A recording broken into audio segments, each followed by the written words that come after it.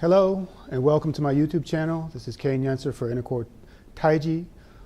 Often I get questions from my students about energy and how to use energy in Tai-Ji.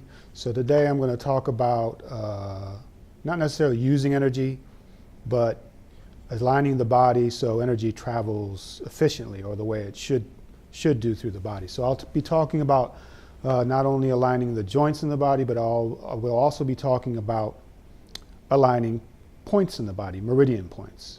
So specifically, I'm going to talk about 3 points today. The first one is Bai Hui, which is at the top of the head, Hui Ying, which is at the center of the body, and at the bottom of the body, on the bottom of the foot, bubbling wells or Yong Quan. And we're going to be talking about how to align those points so the energy flows properly through the body. And let's begin by locating Bai Hui. Now, Bai Hui is at the tippy top of your head. It's right above the pituitary gland. If you find the very tippy top of your head where all your bones fuse together as a child, that is where your Bai Hui is. And if you've read your classics, that you know that this point is supposed to feel like it's as though it's suspended from above. The head is suspended from this point from above. Okay, so this is one of the points we use to align ourselves. And in fact, when you feel like you're suspended from above with this point, that's a way of aligning your body so the energy flows in a certain way. Let's go down to the other end of the body, and I already have my shoe off, so I'm going to pick my foot off, and I suggest you do the same. Take your shoe off. You can pause the video and take your shoe and your sock off, because we have to find this point. Now, in order to find this point, just find the balls of your feet. You have a big one under the big toe, and then you have a kind of a smaller one under the small toes. And you want to find these two balls and go to the bottom where the two meet. They kind of make an upside down V. At that point, you want to use your thumb, okay, like I'm doing, pressing straight in, not to the side, not up or down, just straight in towards the top of the foot. What's going to happen is it should be soft to a point, and when it starts to get hard and you push in, it should hurt a little bit. You should feel like a pinching. Okay, once you find that pinching point, that is your bubbling wells. Okay, so located the bubbling wells, Bai Hui. And now let's talk about the Hui Ying. All right, and the Hui Ying is in the center of the body. It's in the pelvic floor area.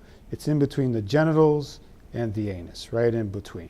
Okay, and we use this Bai Hui, Hui Ying, and bubbling wells to align our body so the energy travels well. And it's not just aligning these, but you have to align the joints also.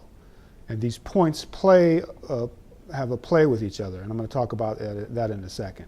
But let's first talk about putting the foot on the ground. This is very important. In order to engage bubbling wells, the point on the foot, or Yong Quan, you have to have the foot properly placed on the ground, which means the whole foot, every part of the sole of the foot touches the ground, but the weight of the body goes into the bubbling wells, all right? Not into the heel, not to the instep, not to the outstep, not into the toes. The whole sole of the foot, including the toes, are touching the ground, but everything is drained or focused down into the bubbling wells.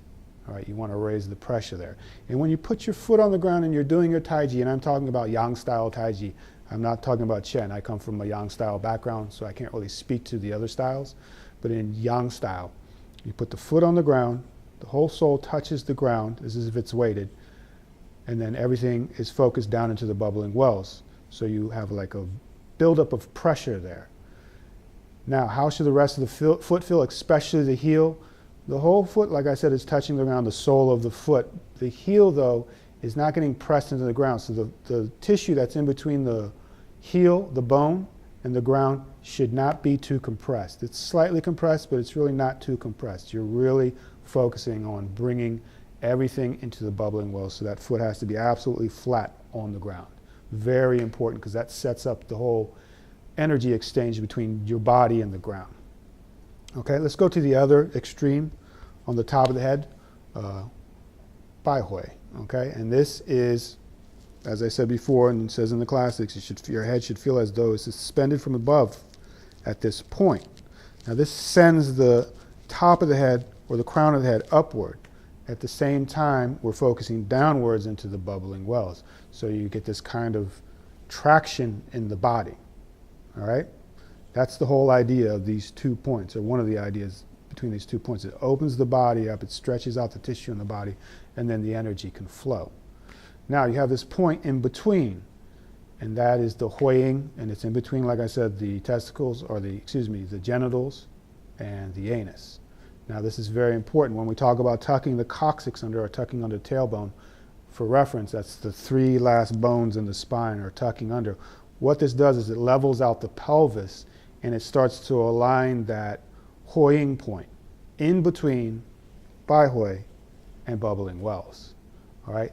And the play I was talking about earlier, you get this kind of play. Where I describe it, the way it feels to me, is you get the pressure in the bubbling wells, and then you feel pressure if you align the tailbone correctly and level out the pelvis in the Hui Ying. And that pressure, you can feel the pressure from the ground in the Hui Ying, and once you have your back plumb and straight, you can feel the pressure in the top of the head in the Bai Hui. Okay, what do I mean by pressure? If you straighten your arm out and go and push against the wall, lean against the wall, when your palm starts to get pressure in it from your weight, you feel pressure in your shoulder. That pressure is translating through the arm into the shoulder. That's the same kind of feeling you should get in the play between the bubbling wells, the Hui Ying, and the Bai Hui. All right? Now, there's also alignment of the joints. And alignment of the joints helps with the play between the meridian points too. So we're going to talk about this now. All right, so I have my shoe back on, and we're going to talk about aligning the joints. We have to align the joints in order for the points, the meridian points, to be aligned. So first let's look at the knee. All right, so I'm going to get into a bow stance, and a bow stance from Chen Manqing's 37 movements. And I'm talking about the front knee. Now when you get into your bow stance, make sure, first of all, remember I talked about the foot and how it should be placed on the floor. Make sure that's happening and your weight is going down through the legs into that point, the bubbling wells in the floor. Now the knee. The knee is very important as far as where it's placed. If it's scooted over inward, notice how if you're doing this that the instep of the foot becomes heavy and the bubbling wells kind of peels away from the floor. You don't want that. Also, some people have a tendency to have their knee bend outwards, and that sends weight to the outside of the foot. Once again, that bubbling wells peels away from the floor, okay? So the knee has to be over the toe, okay? Notice how when you bring it over the toe and the knee is bent during this process, that pressure from the knee pushes the bubbling wells down towards the floor, and it kind of raises the pressure.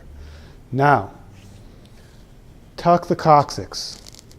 What tucking the coccyx does is it levels out the pelvis. Once you level out the pelvic floor, it can have a pressure play between the bubbling wells and the Hui Ying, which I talked about before.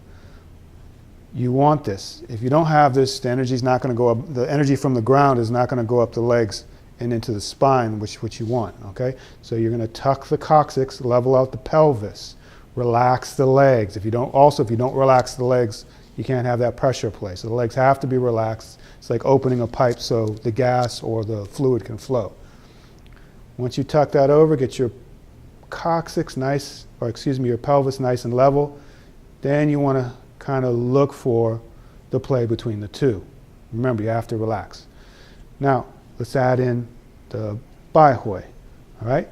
Bring the chin in towards the chest, raise the back of the neck, push the crown of the head upwards, okay? While you push the crown of the head upwards, you want that coccyx to relax downwards. Once again, we're looking for traction inside of the body. And you want to have the Bai Hui over the Hui Ying, okay? So you want to align those two. In order to do that, you have to tuck the coccyx, you have to sink the chest, just like in the classics, and round the back, all right? The best way to practice this is by static standing, static postures. Hold the ball, or horse stance, some people call this. Okay, any one of these. All right, while you do this, you need to relax. You need to find those alignments.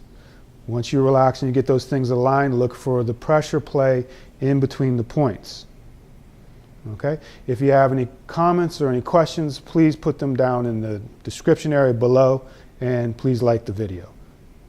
Remember to practice, relax, and breathe. Thank you very much.